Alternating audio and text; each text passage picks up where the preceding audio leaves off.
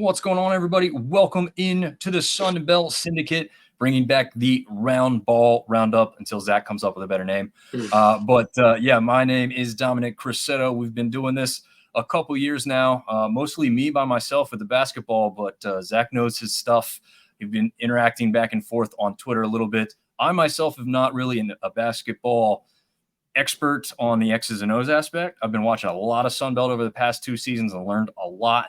And there's still a lot to learn about this upcoming season. It did contribute to the ECB digital magazine. So if you're interested in previewing all Division I teams, go check that out. We'll put a link in the description below. But that's kind of my background on the basketball thing, still learning, still processing everything that we are going to learn along the way in this Sun Belt season. And we're going to have Zach tell you a little bit more about himself before we get rolling along here with our Sun Belt preview. Yeah, so I'm Zach. I'm originally from the state of Indiana, which is obviously a basketball-rich state. So when I came down to Coastal for college, I started watching more Sun Belt basketball, obviously. And I kind of noticed there wasn't really much coverage or really much attention to Sun Belt basketball. So I kind of wanted to help bring that attention and bring that to light, because I think this is a really good league and a really underrated and undervalued league. So, I grew up around basketball a lot. I came down to Coastal, and basketball. There wasn't much basketball attention, so I'm trying to bring that to the Sun Belt. Absolutely, you're doing a great job of it. That's where I found you on Twitter first, sharing all these guys. I'm like, who is this guy? How does he keep up with all this? Like, I'm trying to be in the know and follow along with all these accounts and keep up with this. And Zach's over here tweeting stuff before some of the bigger outlets are. So, and did you play basketball yourself? I played until my 8th grade year, and then I went into high school and I went to a high school with like a bunch of Division I athletes playing basketball, and I'm like 5'10", and going into high school I was even shorter, and the point guard there's 6'2", 6'3", and he's starting point guard at West Virginia. So it's like we're in the same conference as like Braden Smith, who's Big Ten Player of the Year. So it's like, okay. I'm not on that talent level. So I kind of played other sports, ran cross country, track, played a little bit of soccer in high school, but yeah, kind of strayed away from basketball once I got to high school. Nice. Okay. Well, Sun Belt also a hell of a conference when it comes to soccer, right? Yep. Yeah. We got some really good teams up there in that West Virginia area, Virginia area too. And obviously Coastal's had some pretty good teams. We've got, the Georgia teams that have done pretty well every once in a while, and some SEC teams that have found a home in the Sun Belt of all places. So pretty interesting. As we go along here, what we'll do is we're going to bring in the graphic to show you kind of how last season ended up. We are going to give you kind of a little bit of thoughts and overview about what we see coming into this year, but also wrapping up last year. So you guys have an idea of where these teams left off and what they experienced last year before we get going too heavily into this season. So we are going to go from the bottom to the top, and that starts us off with the ODU Monarchs, a conference mark of just 3-15, an overall record of 7-25. Maybe decent at home. I don't know. It's hard to say 5-10 is decent, Zach, right? Certainly not good away from the friendly confines of their home arena at just 1-12 overall. Got to improve those marks. A lot of struggles last season. They had their head coach had the health issue. I think that really started when they were on that. Was it the Caribbean or was it a Hawaii tournament they were at? I think it was. Yeah, I think Hawaii? It was somewhere in the Caribbean. Caribbean. Okay. I think. Yeah. I don't know. Yeah. Somewhere nice. Yeah, exactly. It was definitely a nice destination, regardless of where it was at. But yeah, I mean, unfortunately, he's probably done mostly due to that. But obviously, this wasn't a great season for him either. They bring in head coach Mike Jones, which is a great basketball name for those rap fans out there who remember that. Zach, are you too young to know Mike Jones, the rapper, or are you familiar with who that is? Yeah, I've heard him, but I don't think I've heard much of his music. So okay, he's got one song where Yeah, he just repeats his name in the song a whole lot. I'm pretty sure he gives out his phone number, which apparently at the time was his real phone number too. Kind of ridiculous. But anyway, the head coach is a different Mike Jones, who comes in with some good experience, and some people got some real excitement up there in Norfolk. I mean, they have to be better this year, right? Yeah, I would hope so. At least 7-25. I mean, Yeah, I mean they have a center transfer. Are you familiar with this kid at all? Caleb Swanton Roger, 7 foot, 227-pound transfer from the Maryland Terrapins. yeah, he didn't play much at Maryland, but he's following Mike Jones, who was an assistant at Maryland, following him to ODU. And from what I've seen or what I've heard from like secret scrimmages and exhibitions and stuff like that, he's been a big part in their post game. So I think he should be a piece that really contributes for them right away. Yeah. I mean, 7-foot centers are not plentiful in this conference, as we all know. Those are pretty rare for Sun Belt teams to grab and keep hold of, especially. So to have a transfer from a power team like Maryland, again, like you said, following head coach Mike Jones, that's got to bode well. Definitely going to be an expected starter at that point. Is there anybody else that's sticking out to you on the roster that could help flip this thing around with the new head coaching staff they've got there? Sean Duru-Gordon, he's a transfer from Siena. He's played on like 3 different teams, but last year he averaged, I think, nearly 20 points a game. I think that's a guy that is probably going to be their leading scorer, and is going to be, I think, I don't know how his system plays, but he should be one of the leading scorers in the country or in the conference. So I think that's a guy, and I think just some of the guys that are returning as well from ODU last year, like Danny Pounds, Devin Caesar, Emo Essien, like these guys, RJ Blakeney, like these guys are going to be, I think, key pieces in the rotation, and they're also have like some sense of familiarity with ODU basketball as a whole. So I think those are some guys to watch out for as well. Yeah, I don't have any different names to give out than those right there, because I think you're right. I mean, guys playing opposite Blakeney are going to be very important because, like you said, he's coming back, and he can provide some leadership and some. Well, it's kind of weird when you say that, because there's a new head coach, so it's like he can kind of teach them how they do things, but that's probably not really the case with a new head coach. Everybody's played sports, kind of gone through that, and even if you're a veteran on the team, some of those aspects do change. But yeah, like just him being at ODU, knowing the expectations and what the campus and the fan base and the students expect out of you and stuff like that should be helpful for a first-year head coach. Yeah, absolutely. No doubt about it. I do have them being a little bit better. I don't know if you've carved out an exact spot you'd put them at. I don't have them coming out of the basement a lot, but I could be totally wrong.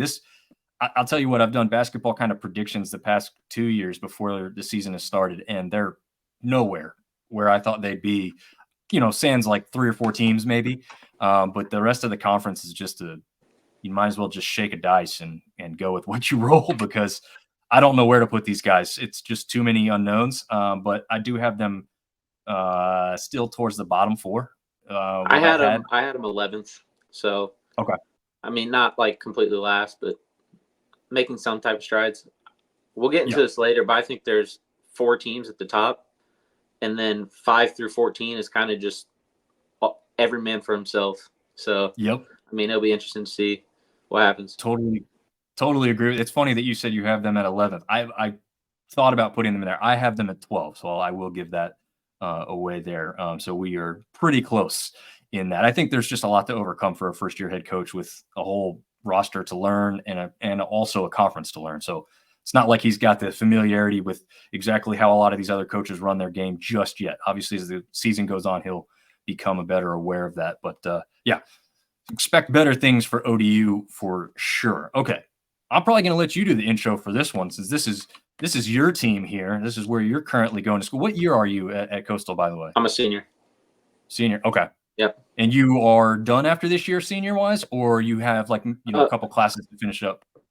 It's going to be close. I mean, Okay. I think my advisor kind of messed up on a few things, so it's going to be close. If I can get as many classes as I can in this next semester, I might be able to get done. But if not, I'll have to take like one or two more classes the following semester. So Nice. Okay. That's not bad. Were you kind of caught up in that COVID aspect, or was that not a big play for you? I can't remember. That was my high school.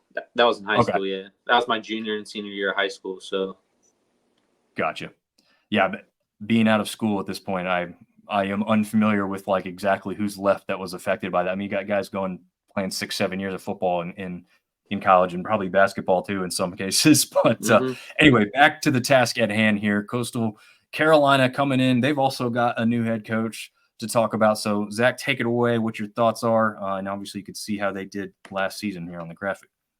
Yeah. So last year, Cliff Ellis was obviously the head coach there for a very long time. He was planning to retire at the end of the year, but it wasn't going so well. And he wanted the rest of his staff to get a chance to maybe stake their claim on that job.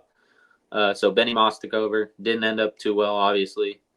They fired him, and they bring in Justin Gray from West Carolina, who is very young. He's considered one of the up-and-comers in the coaching scene. And I think it was a great hire by Coastal getting him before maybe staying a few more years and then a Power 5 or someone with more money going out and grabbing him. So I think they did a good job of getting him quick. But yeah, I mean they bring back two guys, Braden McVicker and Henry Abraham. So it's gonna be really, really different. And yeah, I mean Coastal. Justin Gray prides himself on defense. So, I mean, if you watch any Coast basketball last year, the defense was horrendous. They could score, but the defense was horrendous. So I think that will be a big shift for the Chants this year. And I'm also interested to see, only two guys followed him from Western Carolina, which I thought was interesting because a lot more guys entered the portal from Western Carolina. And the fact that technically only one. Rasheed Jones was there as a freshman, and then he redshirted, transferred to a JUCO, and then as soon as he committed to the JUCO, he recommitted to Western Carolina. So it's kind of like you see it in soccer, they loaned him out for a year so he could play, and obviously now he comes here. So only two guys know in the system. So, yeah, it'll be interesting to see how all these pieces fit. Yeah, definitely very interesting. Thoughts on, or how much do you know there about Colin Granger, who's a 6'9", 235-pound center that does come over for Western Carolina? I would assume that he's thought of as a very potential starter. Is that something you would think too? Yeah, I don't think he's a starter just because, one, he's older, and two, he knows the system. And, I mean, the other two centers, Mabor Mayock and Noah Amenhauser, at least to their previous years, they haven't really done much to show me oh, this is going to be a starter. So yeah, I would probably expect Colin Granger to be a starter right away, at least for the first part of the year, and then maybe a Noah Amenhauser who's a sophomore kind of takes over the reins towards the end of the year or something. Yeah, definitely agree with that. Is there? I guess. At this point, did you get to see any of these secret scrimmages? I mean, I know that they are called secret scrimmages for a reason, but I don't know how much you can maybe sneak in potentially, or if there's even been any at Coastal's home facility at this point. No. Okay. I have a couple of people who know things around Coast basketball. I think they've only had one, and that was against Queens, and they tied. But I tried getting some people to kind of talk a little bit about what happened, and they're pretty tight-lipped over there, so yeah, it's kind of hard. Yeah, I guess they do pretty well. I mean, I tried to find after you started telling me some of the background stuff on a couple teams, secret scrimmage wise. I'm like, I'm going to Google some of this. There's got to be other people tweeting stuff out. It is silent. It's shocking that in today's day and age with technology and the fact that people love to gobble up information like that it's not leaking out more. So again, Zach, I guess you just got to know the right people, I guess. Yeah, exactly. You have some type of tie-in that is getting you access to information that is not easily found otherwise. So, yeah, I mean, is there a little bit of excitement? I know High Point was a really good team last year, the team that knocked out Arkansas State in, was that the NIT? Is that one the NIT, right? Whatever postseason I think it's tournament they were CBI, in. maybe. Maybe yeah, I think you're right. It was the CBI because I was surprised Arkansas State made it in over, not over, but Troy was also up there with the amount of wins they had, but their season obviously didn't end as quite the high point that Arkansas State did. But anyway, Denzel Hines transferred in there from High Point, and then Nas Brown from Oklahoma State. That's got to lead to some continuation of the good offensive play that you were talking about just a minute ago. Yeah, I also think Jordan Battle. He's a JUCO transfer from Salt Lake Community College. His head coach at Salt Lake Community College is now an assistant coach at Coastal. Okay. So the coach technically followed him over here, but I mean, he was a top 10 rated JUCO recruit. He averaged, I think it was like 13 points, 4 rebounds, 5 assists or something like that. And he shot like almost 50% from 3 and over 50% from the field. Wow. I think that's going to be the starting point guard. And from what I've seen, like pictures and stuff, he seems like a real leader. So I think that's a guy that is intriguing to me. And then I also think a guy like D.A. Houston, he's a transfer from Longwood who was in the tournament last year, and he started and played significant minutes for them. So I think those are two guys in the backcourt that I think are intriguing, and I think will get a lot of time.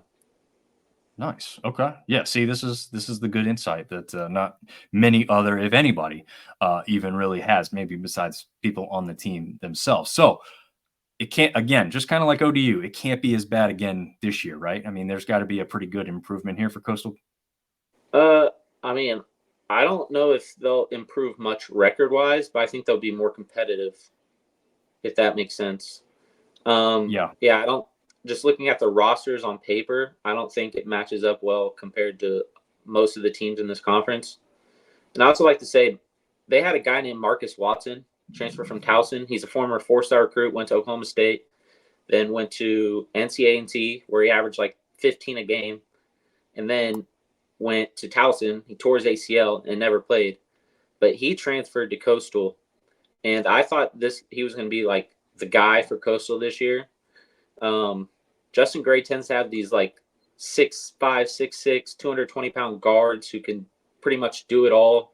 Like his first 2 years were Nick Robinson at Western Carolina. The last 2 years were Vontarius Woolbright, who was honorable mention All-American. So I thought Marcus Watson was going to fill that role. And he has reportedly, I haven't got confirmation or anything, but he's been dismissed from the team, allegedly. And I have no idea why. He's not on the roster anymore. So I think that's really interesting to me because I thought he was going to be a big part of their success. And with him no longer there, I don't know who's going to be the guy this year to help him out offensively, especially. Good point. Yeah, I did see that come through. Trevor Everett, who runs the Two Pointers podcast for those college and NBA fans, as he covers both there, did throw that tweet out to me when that happened, and I double checked my write up, and I was like, okay, good. I didn't have him in the starting 5, which, for what you're saying, was probably a bad decision. But now that he's no longer there, I guess I got lucky in the fact that I don't look foolish. But we'll see about that aspect. Yeah, it's interesting that you said you don't necessarily see the record improving, even though I said it couldn't be as bad. I just realized that I only had them at 13th, which is the exact same spot that they finished last season. So, yeah, I guess when I'm going back through my notes, I also feel very similar to how you do, because I do think they will be better as far as competitive-wise and closer games and probably just looking better with the eye test. So things looking up for Coastal Carolina basketball. And, maybe they could surprise all of us. All right. So the next team up here is the Warhawks of ULM, just 6-12 in conference, 11-19 overall. They had an 8-6 home mark, so they did have a winning record there, but just 3-12 away, and that's certainly not going to do you any favors at all. As far as the Warhawks go, no head coaching change. In fact, their head coach has been around, want to say is he the longest tenured head coach in Sun Belt, I believe, with 15 years for Keith Richard? I would assume, I would assume so, but we can talk about this here in a little bit, but I don't know if he'll be around much longer. Oh, okay. Yeah. Well, why don't we get into that right now? Okay. Well, I mean, I've heard that this is going to be his last year, similar to how Cliff was last year. Like before the season, like this is most likely going to be his last year. And I wouldn't be surprised if they get off to a slow start or if they start to struggle. I wouldn't be surprised if he does what Cliff Ellis did last year and kind of retires mid-season when they're struggling and hopefully lets one of his friends try to keep the job.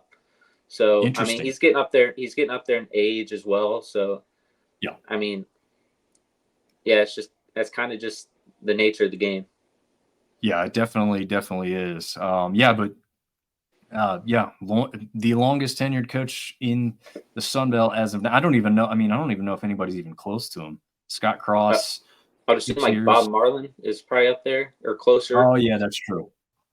Let me scroll up here and see if I can find Marlin. Oh, 15th. So they're the same amount of years there. So yeah, but tied for the lead because there's definitely not a whole lot of other guys in this conference that have been around for 15 years with one institution. So little interesting again. Final Ken Palm was 298, by the way. So yikes, not great in that regard. I don't know. I think this roster is a little interesting going into the year. They've got a couple of out of the country players. Rainers Sondors, I guess. I'm not sure if I'm pronouncing that correctly, but this kid won the gold medal for the U18 Latvian basketball team in the Olympics. Not the Olympics, European Championships in 2023. And I don't know. I feel like the Latvians can just shoot the ball really, really well. And this kid is, 6'9", 228, and he's probably shoots the three just as good as anybody else in the conference. I don't know if there's anybody else on the roster that sticks out to you immediately. I think, is Tyrese Watson a holdover from last season? Yes, he is, I think. Okay. Yeah, he is. Okay. 6'4" senior, 190. Yeah. And then I had the other forward, A.D. Diadho? Diju, no idea is how it's pronounced. Is okay. We'll go with you. That's the first time I've probably said that out loud. So yeah, but what is he? He's from Senegal, is that correct? Yeah. Transfer from UAB. Do you know anything about his time at UAB? Yeah, I don't think he didn't contribute much at UAB. Okay. I mean, he played 17 minutes a game last year for them, so should be like a rotational big man. Gotcha. Anybody else? Looks like Tyzier Smith from Pearl River Community College comes in as a JUCO transfer, and I'm seeing PD McCraney from Hinds Community College. Are you familiar with that one? I think he was there last year, but I don't know if he played much. But Tyzier Smith averaged almost 20 points a game, 7 rebounds, 4 assists at his JUCO last year. So I think that's an exciting piece. And that's Colty Young, transfer from Jackson State. I think this is his last year of eligibility, but just an experienced guy who's been there. Nice. Yeah, I did have him listed as a potential contributor, but I didn't have him as a possible starter, I don't think. But again, Zach probably knows more than I do, so go with his word over mine for sure. I guess that probably rounds it out for the Warhawks, just because we're not quite as sure how that's it's just a really interesting mix of a roster. It's how so many guys from different areas of the country, or not only the country, but the world literally, are going to come together and work well as a team. It may happen, it may not, but that's probably way too early to tell. As far as their jump up or move down, what are you thinking about where this team could end up this year? I picked them to finish last in the conference. I think, yeah, they're just kind of like Coastal. There's no one that really like jumps out of the page to me, and also they return a lot of guys from a team that did not do well. last year. Like almost their whole roster are returners, which can be a good thing, but I don't know if that's a good thing for a losing team. Versus these guys that finish under them, like Coastal and Old Dominion, turn around their entire roster. So yeah, it'll be interesting to see how they do. Yeah, I actually have them having a big jump up, finishing around the middle of the pack. Again, this is one of those ones that I'm not necessarily real confident in, but there's something in this roster to me that, like you said, they return a lot of guys. They've got some guys that are literally international that have some talent. Could they really just round into a form? I mean, I like the home record of 8-6. I didn't love it. Splitting almost 500, a little bit better than that. The away record has to improve. There's no doubt about it. But they had some performances against some of the better teams. Again, didn't end up in wins, but had some performances that I thought, were still strong. And if they could get those to move over a little bit, again, veteran team, maybe it sways their way a little bit more this year, which, again, we've seen how close a lot of these teams are. You talked about it before we really got rolling here about that 5-12, 5-14 aspect of throwing something out and just seeing if it sticks. This is one of those teams I'm taking a flyer on, just throwing it out, that the possibility maybe that they take a big jump this year, but we will have to see how that rolls.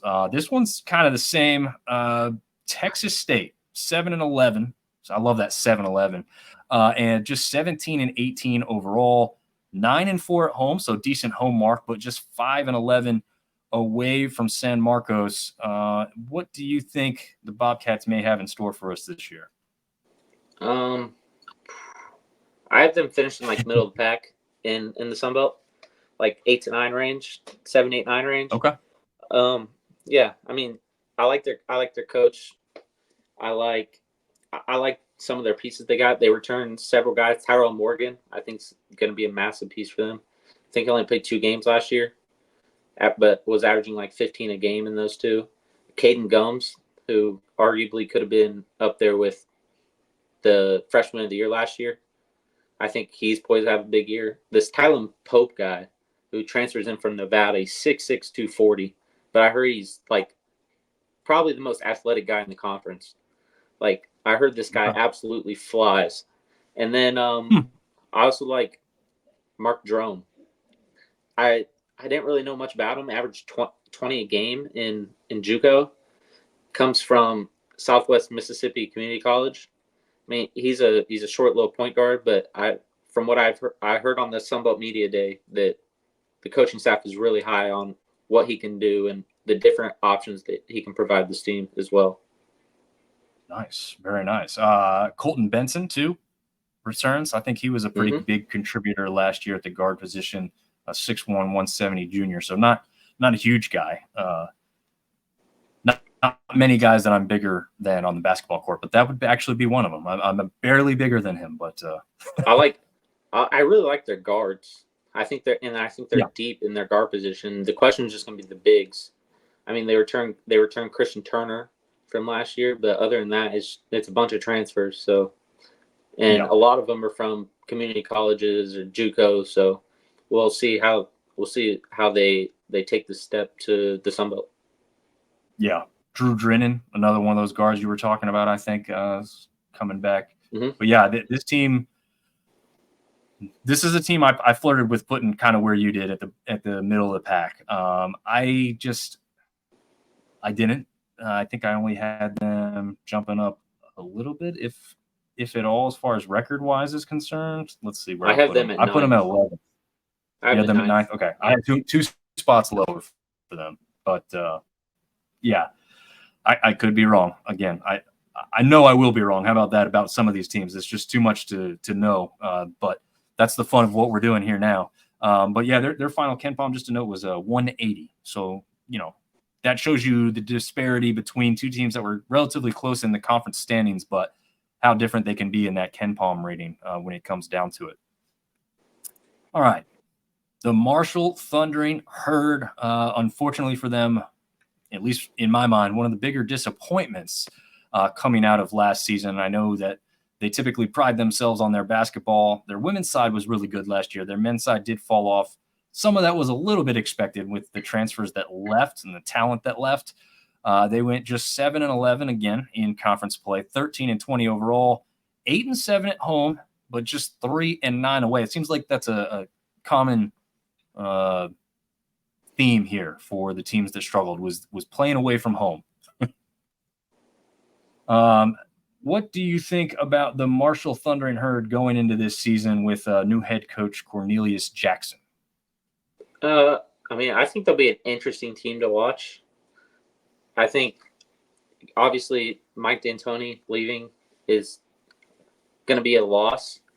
But, Corny Jackson, from what I've heard, the fan base is really behind him. So it'll be interesting to see what kind of tactics and what kind of things he draws up. They added a few guys that are interesting. They kept Nate Martin and Obeda and Chili Killen. So Those are big pieces. Also keeping Nutter, who didn't have a good year last year, but he was a freshman. So the only thing you can assume is he's going to get better. And then bring back White Fricks as well. And then, like I said, they added several pieces that I think are solid pieces. Is one of those pieces Kai Spears from Alabama, a team that went on a deep run? Alabama was a Final Four team last year, right? Yeah. Mm-hmm. But he's a walk-on because I guess his dad is the AD or his grandpa's the AD. Something, he's got a connection to the AD. So he's technically on scholarship, but he's not on a basketball scholarship. So interesting. I didn't really point him out. I think like Michael Dawson is from Huntington. Yeah. Played at Akron. That's a team that won a lot of games when he was there. He's coming back home. Good 3-point shooter, good defender. I also think Dzang Mingo, transfer from a Canadian college, averaged over 20 a game there. And he had a good exhibition game yesterday, I think it was. And then Jalen Spear, who averaged almost 20 at Florida A&M. He's a point guard. Kind of take over, I think, that Andy Taylor role from a few years ago. But yes, is that like leading scoring guard? So there. And then I've heard a lot of good things about the Gibbs twins. Their transfer from NAIA. They didn't put up the greatest numbers at NAIA school, but from what I've heard, they've really impressed in the offseason. And I think one of them had like 19 yesterday in their exhibition. So there's a bunch of interesting pieces on this team. Yeah, I was leaning statistically coming in before you just said that. I was leaning toward Cade Gibbs as kind of being the one that stood out to me just slightly more. I don't know if that's the one that you. I think that's the one that had 19 yesterday. I believe. Yeah, he had some pretty good statistics that stood out. Not a small set of guys. He's 6'6", 222 from what I've got here. Do you know anything about Grace College? Being from Indiana, is that like a known kind of like NAIA basketball school at all? Or not sure. I've heard the name Grace College, but I haven't heard like any like good athletic things with it. Like obviously, like I've heard some like people from my school or schools around us go there, but I haven't heard it's like this like NAIA powerhouse. It might be, but I'm not sure. Gotcha. Yeah, I wasn't sure either, but I thought it was interesting that they had the twins coming over from there. And I took a chance and said I thought Cade could be a potential starter for them, again, with leaning statistically on what he did at Grace. And like you said, maybe that looks like a good pick after a pretty good game yesterday, we were saying, we believe. As far as their final Ken Palm, though, listen to this, 238.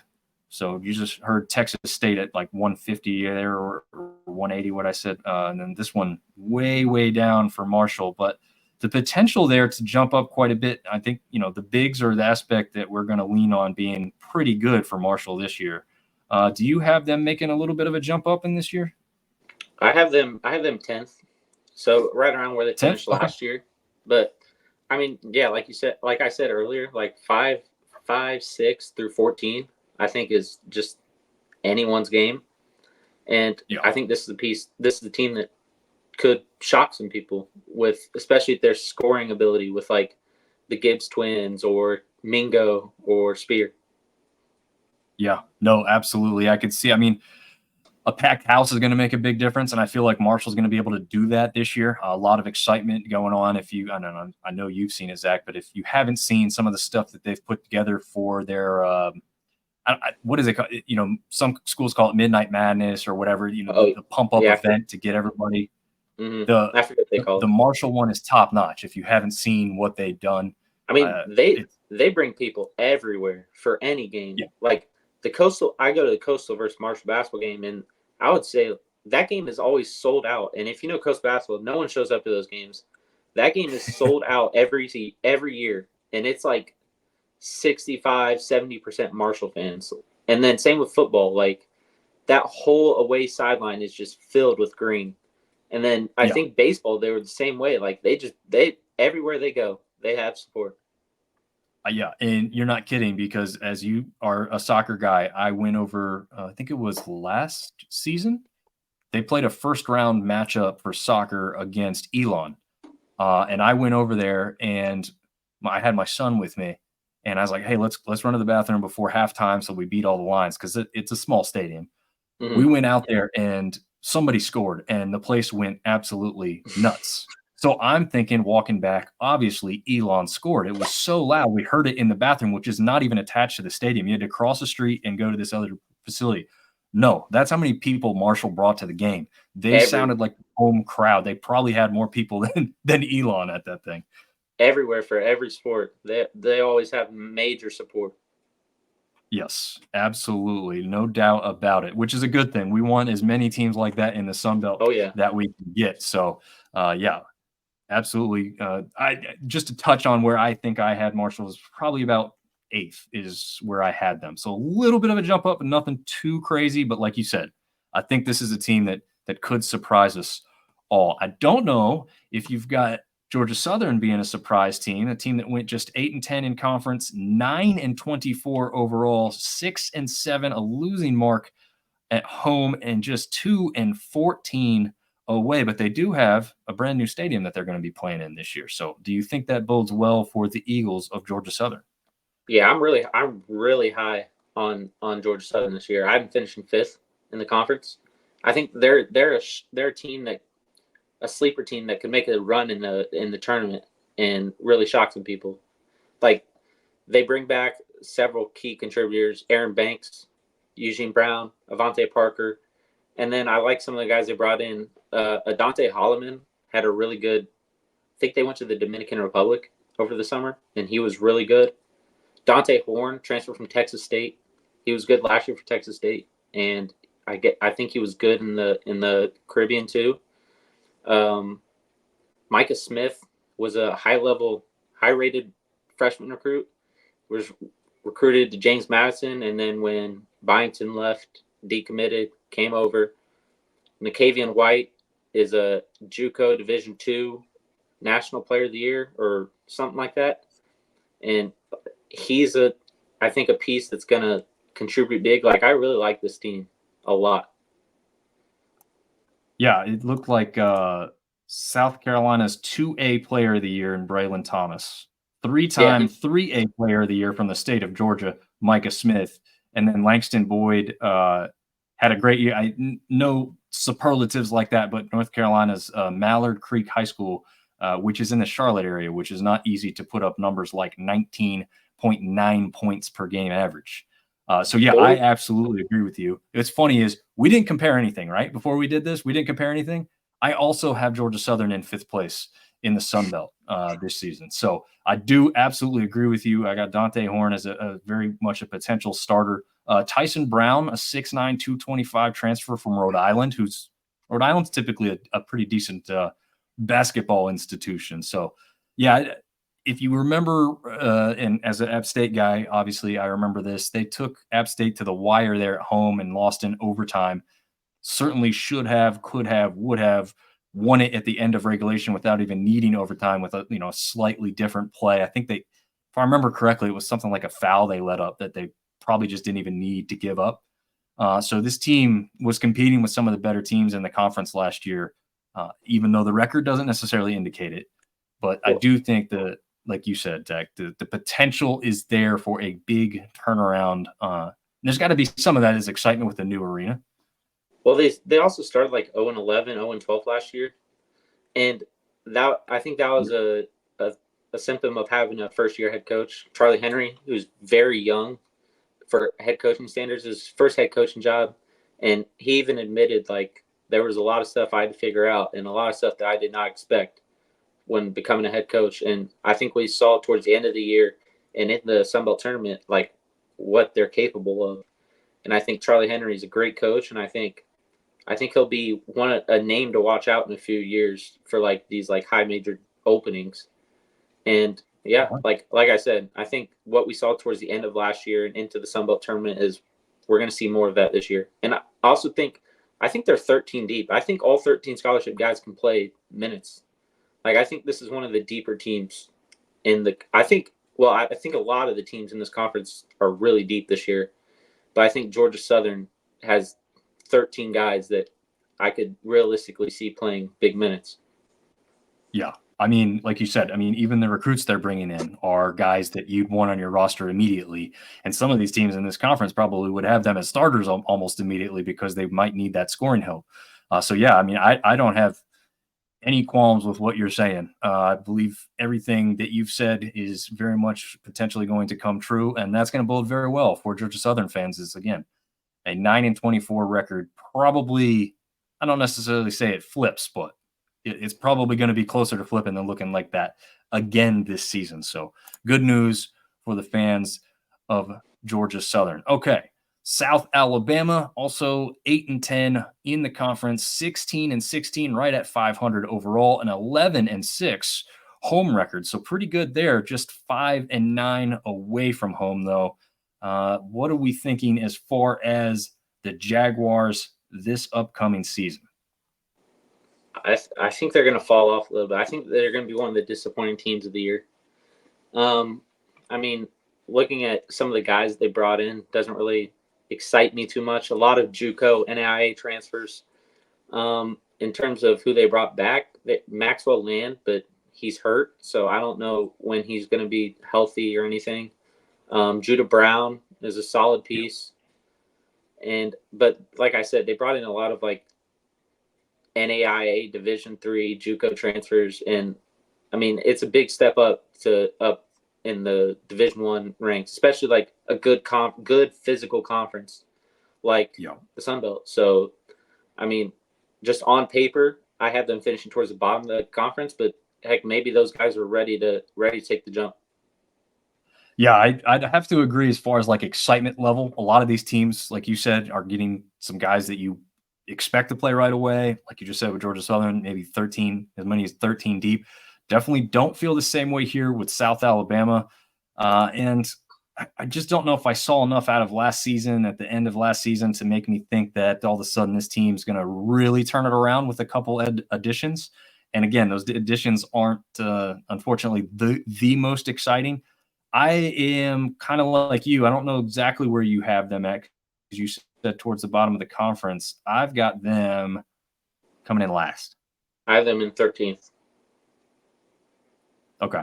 So, yeah, we both have a fall off. This is almost comical to me that we didn't compare notes about where we had these teams, and we're coming up with a couple of them. ULM was a weird one for me, but a couple of them coming up in kind of those same spots. It's going to be interesting as we get closer to the top where we think some of these teams are. But, yeah, unfortunately, sounds like we may be in for a struggle there for Jags fans who were just in the conference championship just 2 seasons ago as they took on the Ragin' Cajuns down there in Pensacola. But we will see if we are correct in that or very wrong. Another Georgia school, as we know, Georgia State Panthers, 8-10 as well, 14-17, a losing record overall, 9-5 at home, decent mark, and just 5-11 away from home. And I don't know, I can't remember if I have this team making any real big moves. What about you on this one, Zach? I have them finishing 8th, so middle of the pack like they were last year. They have some guys that really excite me. Zareek Nutter was a guy at Northern Illinois last year who averaged 15 a game, and from what I've heard, all offseason has been really good. And he had like 23 in their exhibition yesterday or 2 days ago. So that bring back to Nari Lane too, I think is going to be a big help. He was a big time shooter, scorer, and I think he'll be up there with the leading scorer. I think he had 23 in the exhibition as well. And then there's one more guy, Caesar Edwards. guy from Missouri State. He'll be the starting center. He had a double-double in their exhibition. Those, from what I've heard, that's like the big three, those three guys. And I think those three guys are really good, but the question is, like, who else is going to help them out? Like, who's that fourth guy? Who are some reliable guys off the bench that can help them? And I mean, just a lot of question marks. Yeah, definitely. I've got two names, though, that may be fitting that mold in Malachi Brown from Seton Hall, who had a pretty good year last year, and Justin Archer from Radford. Radford's kind of been a dangerous team every once in a while. It's a team you'll hear, not necessarily a tournament team necessarily, but one that does pretty well in conference. So it'll be interesting to see if one of those guys, I also throw in Nick McMullen from UNC Asheville last year.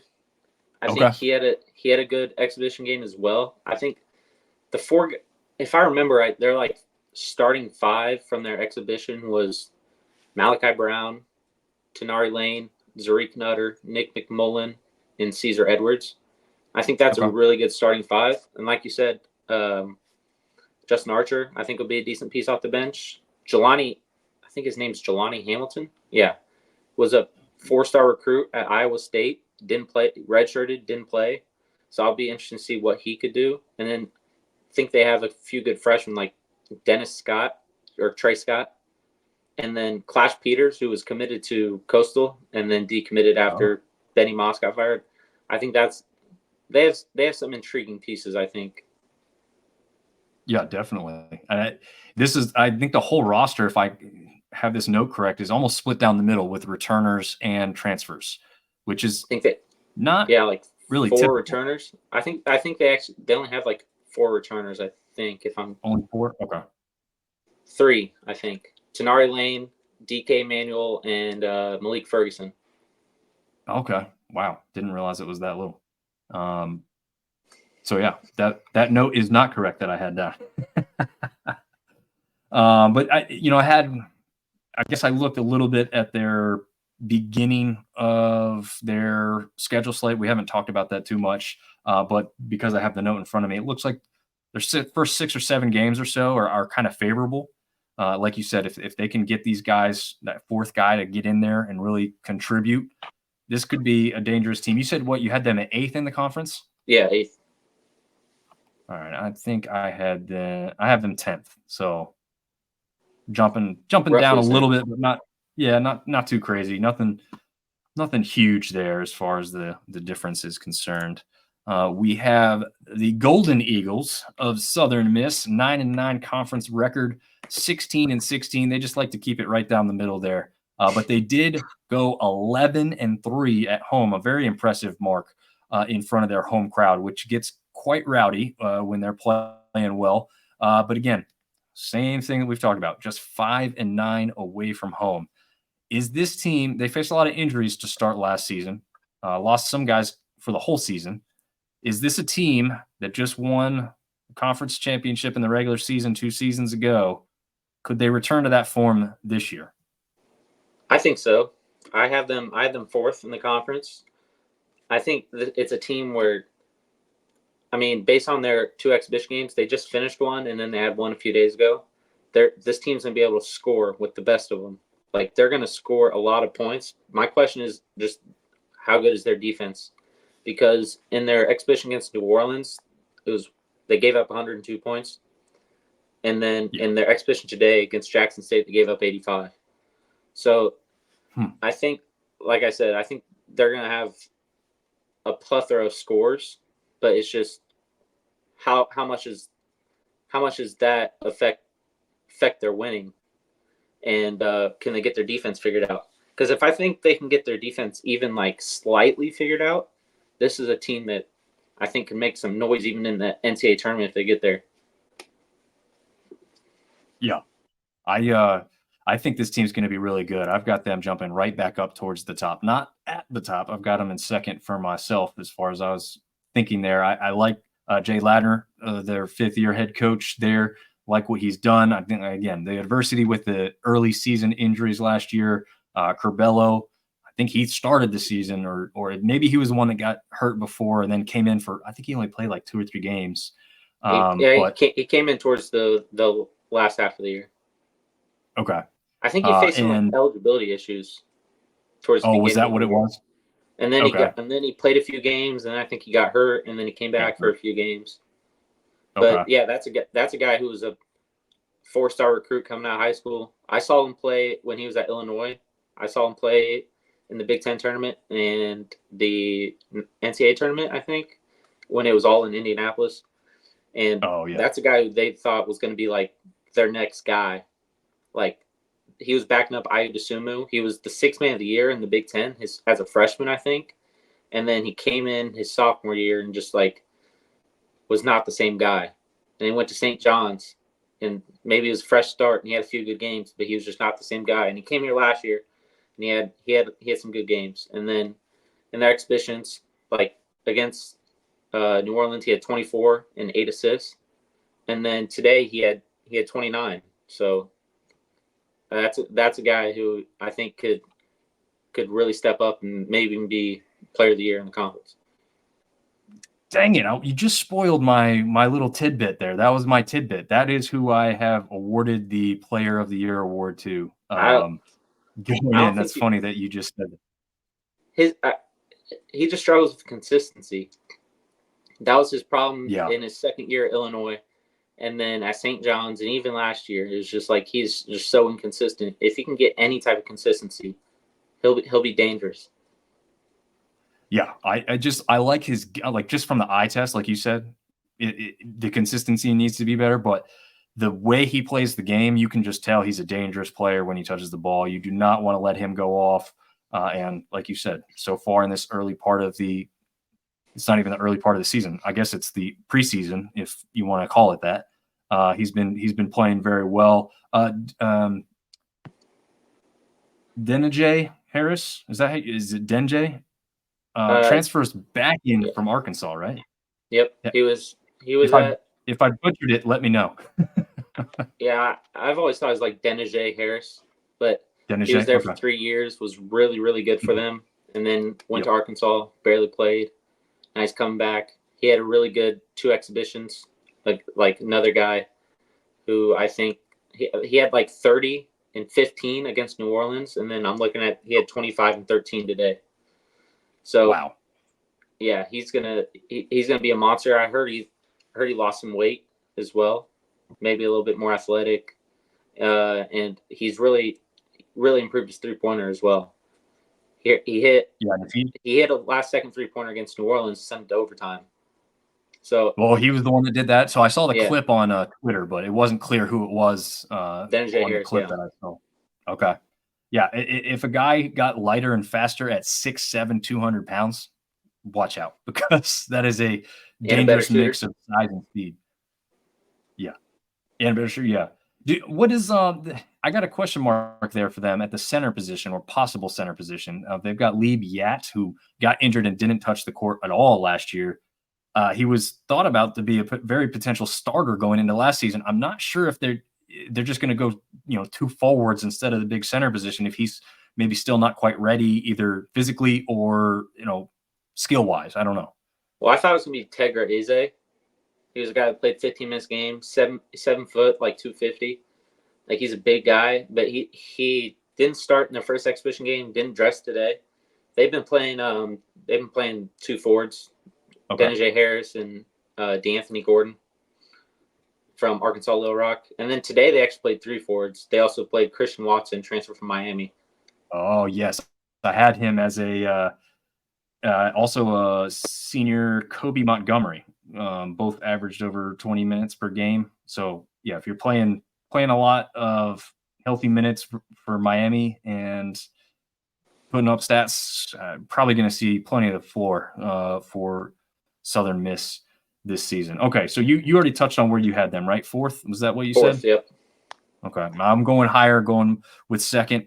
Overall, I think they're just going to return to form again. If they can get Curbelo to look at his old self and be a little bit more consistent, I think this is one of the most dangerous teams we're going to see in the Sun Belt this year. A team that has also been dangerous recently, the Ragin' Cajuns, 10-8 conference record, 19-14 overall. Again, a great mark at home at 11-3. But again, just a mirror image, 5-9 away from home. We've got Bobby Marlin returning again. We said 15th year at the school there. Know some struggles. There were some fans that were getting a little testy towards the end of the season there with how the Cajuns were doing and maybe what the expectations were. Obviously, they lose Kobe Julian, and we'll touch on that when we talk about Arkansas State here. But what are your thoughts on the Cajuns from Louisiana? So originally I had this team as my sleeper pick in the conference.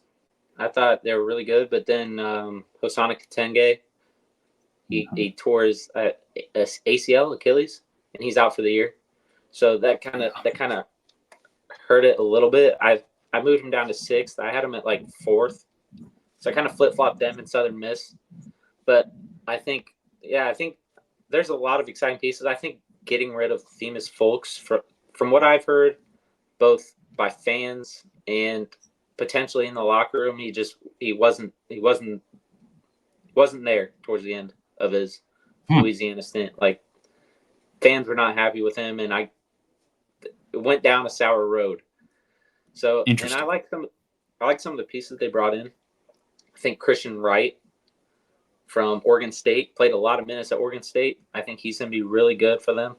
And I think Jeremiah Evans, he's a 4-star freshman who, now that Hosanna Katenge's out, I assume is going to be the starting center. And I actually have him picked as my preseason freshman of the year. So, okay. And then they bring in like Kendall Davis from Eastern Illinois, averaged 10 points a game. They brought in Mustafa. I'm not going to try to pronounce his last name, but from JUCO. Yeah, that one's tough. And he can absolutely score it. And then bring back a few pieces like Brandon Hardy and Mike Thomas. So yeah, I think this is a team that's potentially still a sleeper pick. Yeah, I got a forward senior 6'6", 220 Zeke Cook from Jackson State too. I thought he was impressive as far as statistic. I can't lie to you and tell you I saw him play, but statistic wise, he stuck out to me as one they were bringing in that could contribute definitely right away. But yeah, you're right. The Katinge injury is devastating for the Cajuns, and you are exactly correct. I had them up towards the top as well until that happened, and you said that you had him in 6th, right? Yeah, I moved him to 6th after that injury. I have him at 7th because of that injury, so pretty even keel there. So yeah, it's too much of a question mark for me to say you're going to replace that guy's production and defensive prowess from last season. So a tough look for the Cajuns going into this season. But again, they do have some exciting pieces, so they could prove us wrong and be right up there in that top 3 or 4 without a doubt. All right. Now, the team that comes in with probably the most excitement for good reason, a team that went 11-7 in the conference, 20-17 overall, 10-3 at home, 5-11 away, but they went on quite a run to end last season. Ended up, like I said, I think the semifinals against High Point in the CBI tournament before they ultimately bowed out, making all the way to the conference semifinal game as well before losing a closer game to JMU than the final indicated, right? Actually, no, I'm sorry. They beat App State and they got to the final against JMU. That's right. Yeah, I believe so. That's right. So they made it to the conference championship, not the semifinal. That's my mistake there. So, Zach, take it away on what your thoughts are on the odds-on favorite to win this conference before it gets going. Yeah, this is my pick to win the conference. I think, just they brought back a lot of big-time pieces, and then they filled in with a mix of amazing transfers and a few really, really, really good freshmen. And then I think this is another team. I think they're 15 deep. They have 2 walk-ons who were playing minutes in their exhibition, and Zane Butler and Cam Johnson. Zane Butler started as a walk-on over some of these really good pieces. So yeah, I was going to pick Kobe Julian as my preseason player of the year as well, but they have Taryn Todd. Taryn Todd is really, really special. And I think that's going to kind of take away some stats from Kobe Julian. And Kobe Julian's going to take away some stats from Taryn Todd as well. So, I mean, yeah, like I said, this team is absolutely loaded, and they're my pick to win the conference. Yeah, early spoiler, they're my pick to win the conference as well. And to your point, I actually have both Kobe Julian and Taron Todd on my all Sun Belt first team. Mm-hmm. I think both of them are just that impressive. Again, is there 4 starters returning from last year's team? Is that? So, yeah, Todd, Ford, Dominguez, and Isaiah Nelson. Yep. Isaiah Nelson. Yeah. And Avery Felts returns, right? Yep. But And he then may not Terrence have been Ford. a starter, I don't think. No, he was like a 6-man. And then Terrence Ford Jr., Gotcha. who was 2 years ago, was a really good freshman. He was out for a lot of last year. He's back. They bring in Joseph Pinion from Arkansas, who was a highly rated recruit who played well in their exhibition. Josh Hill, freshman, really good freshman. He's their highest rated recruit in school history. Started in their exhibition because Isaiah Nelson couldn't play. Okay. Cody Head averaged like 9 points a game at Lipscomb, and I don't even know if he'll touch the floor this year. Like, that's how good and deep this team is. Wow. Not to mention Brian Hodgkins going into his second year is a really impressive coach. I think a lot of these kids came in because of what he's able to do, right? I don't think he'll be in Jonesboro much longer. If he has as good as years, I think he will. Then I think a lot of Power 5 schools are going to be calling him up pretty quick. Yeah, I think that's probably likely as well. And we'll see how much of that roster. Although I guess let me look at the most of those guys are seniors that would probably be gone regardless of whether he moves or not. It looks like Darian Ford may have another year, and Isaiah Nelson possibly too. Nelson's a junior. Ford is a junior. Both the Fords are juniors. I mean, yeah. I mean, after this year, I think Todd and Julian are done, and Feltz. But other than that, I think they have a bunch of sophomores and juniors. But those are a young team big pieces right there. Yeah, that's absolutely true.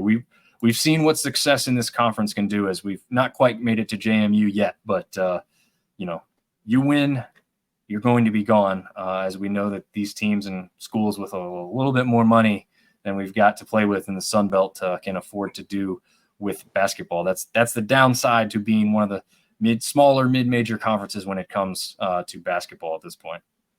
Well, I think Arkansas State has some money, because if I'm not mistaken, I heard somewhere that the owner of the Tyson Foods, who's the reason why Calipari's at Arkansas, he's also invested a little bit into Arkansas State basketball. So I think they have some money to play with. Okay. Interesting. That's not a bad thing. We'll take it. Again, if anybody's got some stuff to throw at one of our smaller sports that we need to pump up a little bit nationally, I'm all for it, because that's going to make everybody better in the end. A team that has continued to just win 20 games like it's something easy to do. Unfortunately, hasn't been at the very top of the conference, but again, routinely winning 20 games the past 3 seasons. Scott Cross, his team went 13-5 in conference, 20-12 overall, 15-2 at home.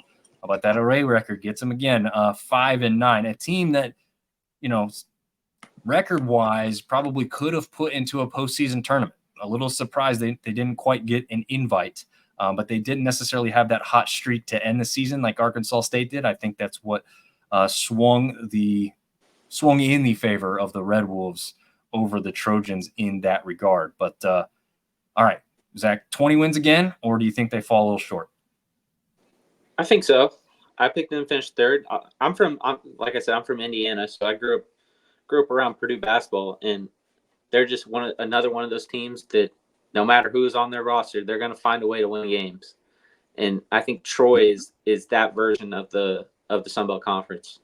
I was kind of down on them, like, at first coming into this year, but like I said, that they return basically like almost everyone from a really good team. Yes. And they have good coach. They have great culture. Similar, like I said, similar to Purdue, where maybe the talent isn't there on paper, but they're going to find a way to win some games. So I think they'll be up there once again. Yeah, I don't doubt it. I actually have them in third as well. Yet again, it's like we're copying each other's homework over here. I promise that's not the case to all of your professors watching this, Zach. Scott Cross has done an amazing job of keeping his team together. Like you said, we've talked about the 20-win seasons.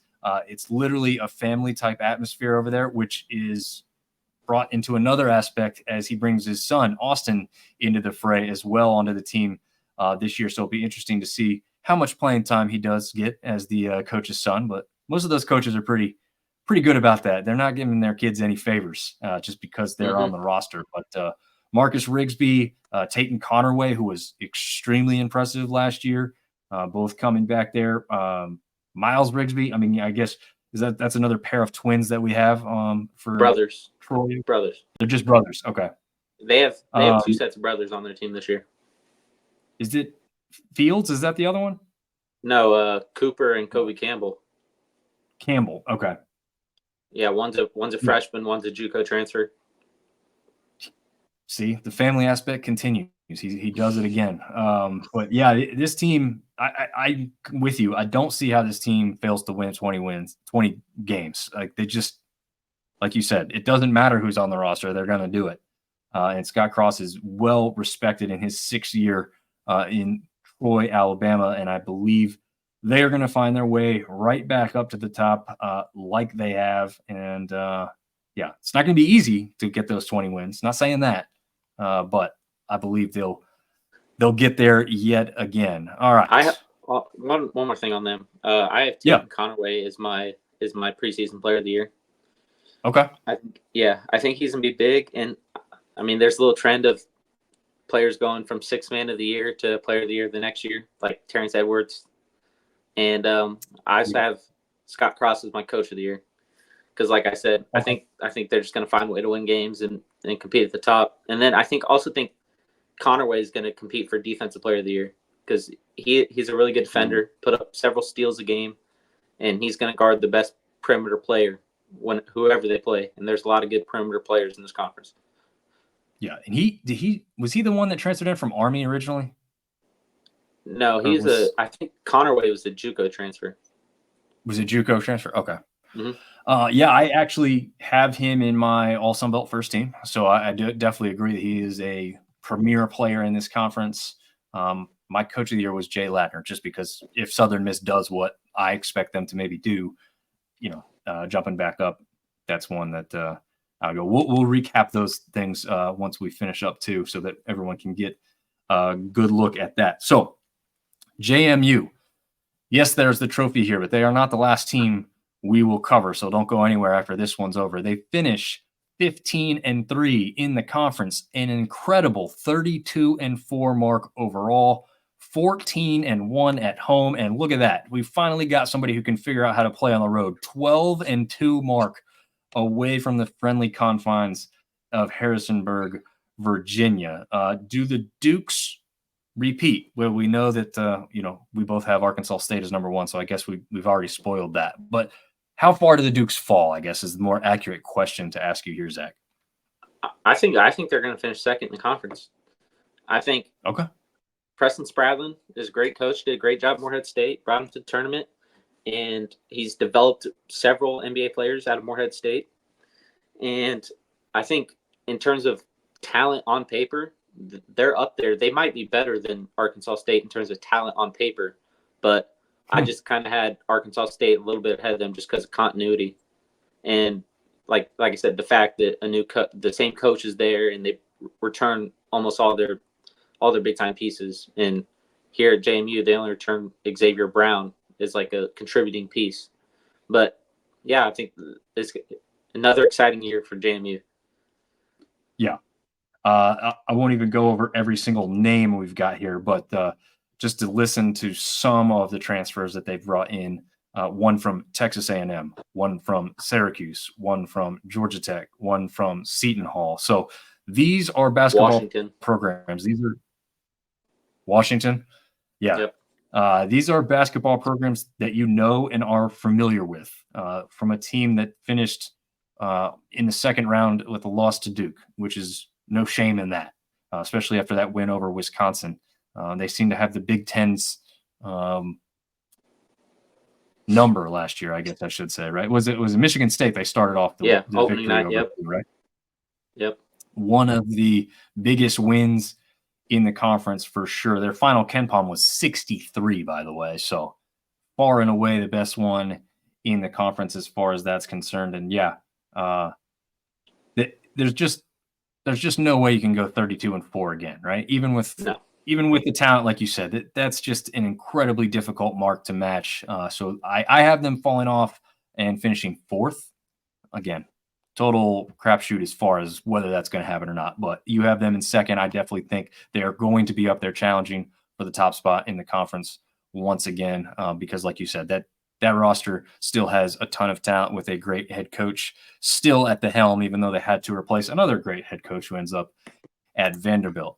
Okay, so yes, there's two trophy things here because I wanted to recognize both the conference tournament winner in James Madison, but also the regular season winner in App State, who took the crown over the Dukes of JMU. They finished with a conference record of 16-2, a 27-7 mark, a perfect 15-0 at home, and decent away from home with a 8-5 record. But they lost a ton off of their roster that they had assembled from last season. And Dustin Kearns is going to go into this season with a few unknowns. What is your thoughts on the App State Mountaineers, Zach? I was kind of surprised that everyone left at the end of last year, coming off such a historic season for the program, and then the portal opens and everyone enters the portal, and almost none of them take a quote unquote step up in competition. Like Abson went to Georgia and Spillers went to Wake Forest, but looking at the other schools like Dallas Baptist, Murray State, Maine, Hampton, UNC Asheville, that really shocked me. So I thought there was maybe something going on behind the scenes. I know Dustin Kearns was potentially being looked at for some other head coaching jobs, but it kind of shocked me, and I think they're going to be in for a rough season, at least in terms of at least compared to their recent success. I think they're gonna be in for a tough season. Just a lot of unknowns and a new team. So we're going to see how these pieces fit together when they get on the court. Yeah, and unfortunately for them, one of their guys that they lost to Wake Forest is also the team that knocked them out of the NIT in the very first round. So a little bit of a disappointing end, especially because those two schools are separated by all of an hour and a half at the most from door to door. So not great there. Dustin Kearns does enter his fifth season here, and like you said, I do think they struggle to replicate the success of last season with that massive roster turnover. Their final KenPom was 83. And again, I think that JMU one was, what did we say, 63 or 68? 68. 68. Okay. So App State, not terribly far behind, but it's interesting that they ended up on top of them in the regular conference, regular season championship, but only have a KenPom that's about 20 spots below where JMU ended up. And a lot of that is to do with the matchups and the win in the NCAA tournament. Yeah, Miles Tate and CJ Huntley seem to be the only guys that are coming back and going to be starters for this team, possibly. Again, a bunch of unknowns here. They got a Charlotte transfer in Jackson Treadgill, who I think will probably see the floor quite a bit. Pretty good shooter, 6'6", 200-pound guard. And then they've got a Jaleel Baybrun, I believe is how that's pronounced. Brobrun. Okay. 6'9", 240 transfer from Stephen F. Austin.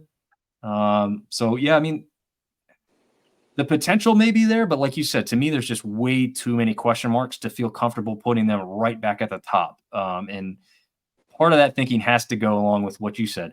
Why did so many of these guys leave? Is it something about the coaching staff, or I don't know? NIL. I hate to say that. Right, NIL. You're right. Exactly. App State's not willing to pay a dime for basketball, and other schools are.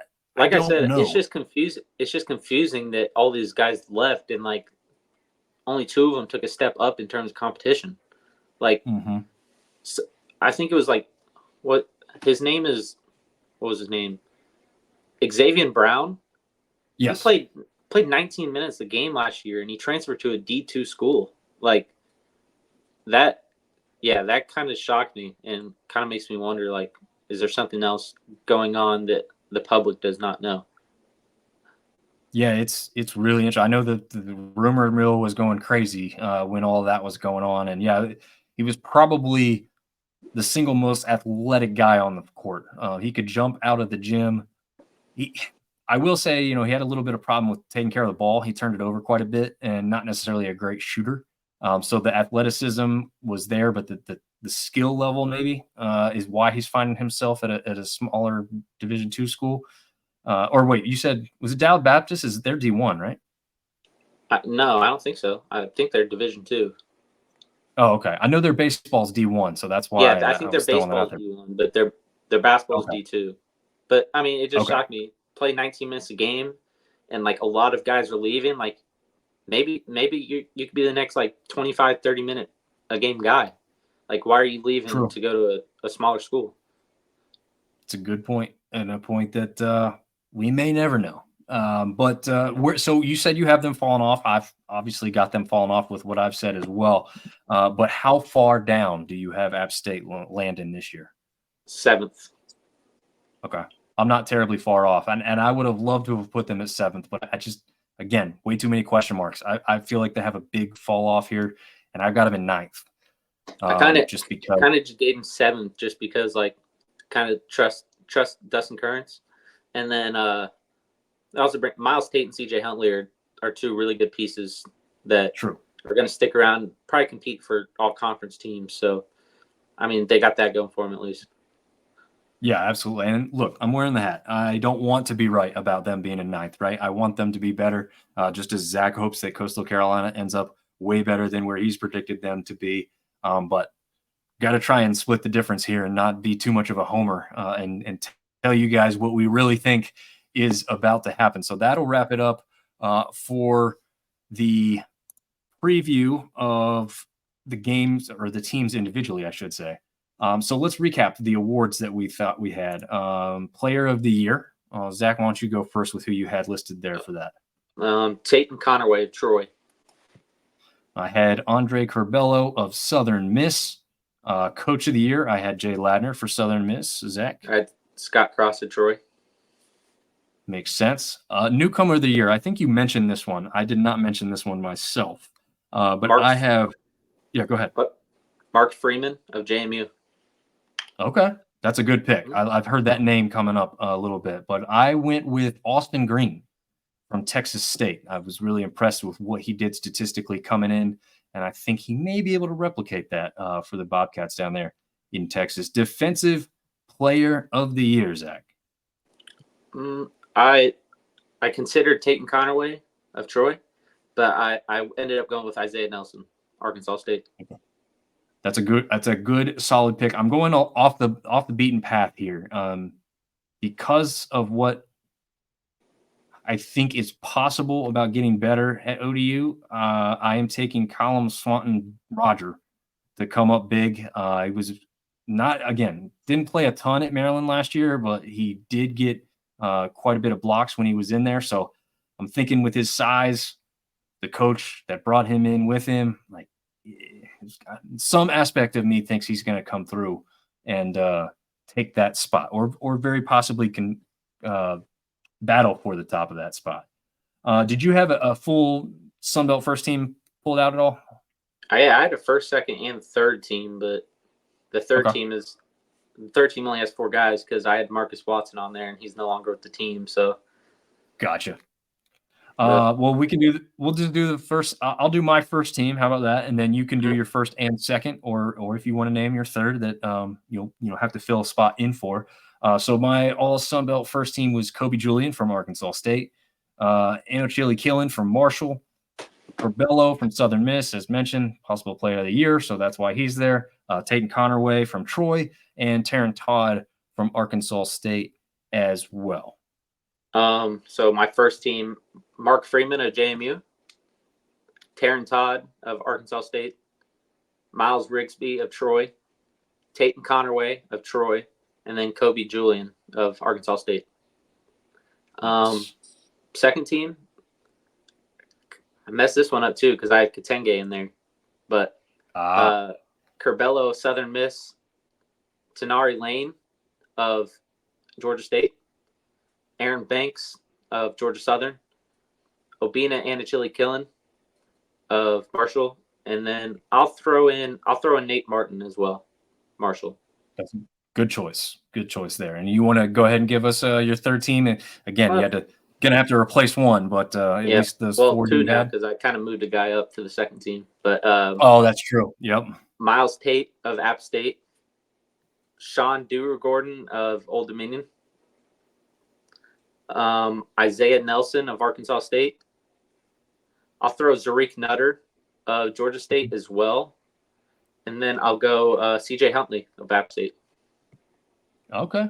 Yeah, CJ Huntley could be in for a big year if he can kind of take some of that stuff that was lost by those two transfers you mentioned.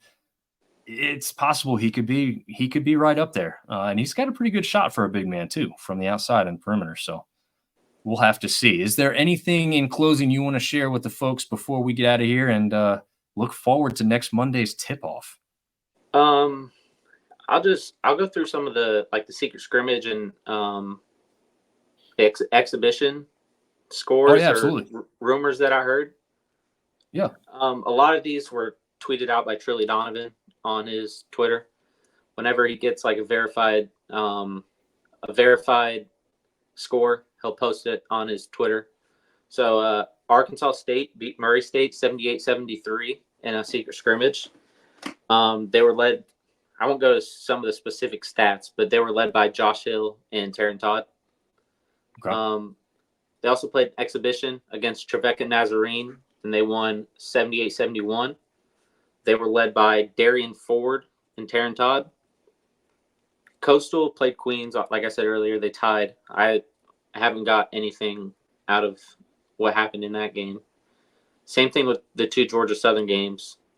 But they played Sanford and won by 3, 88-80. And then I had one down. They played someone else just recently, the Trilly Donovan, but I don't remember who it was. Georgia State beat USC Buford 100-88. They were led by Zarik Nutter and Tenari Lane, as well as Caesar Edwards. JMU lost to Liberty 77-71. Ooh. They were led by Xavier Brown and Elijah Hutchins Everett, who everything I've heard is going to be an absolute force. And maybe we're going to miss out talking about him because from what I heard, he's going to be a monster. JMU played another one against Virginia Tech, and they won 93-76. Wow. They were led by Mark Freeman and Elijah Hutchins Everett. So another big game from him. Yeah. Marshall just played an exhibition yesterday. Like I said, Cade Gibbs was their leader, 19-10 for him.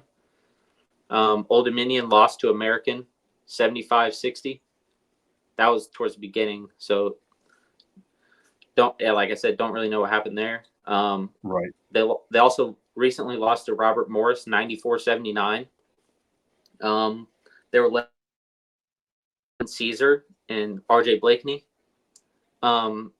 Your Caleb Swatton Roger had a decent game, 5 points, 10 rebounds. So decent little first game for him.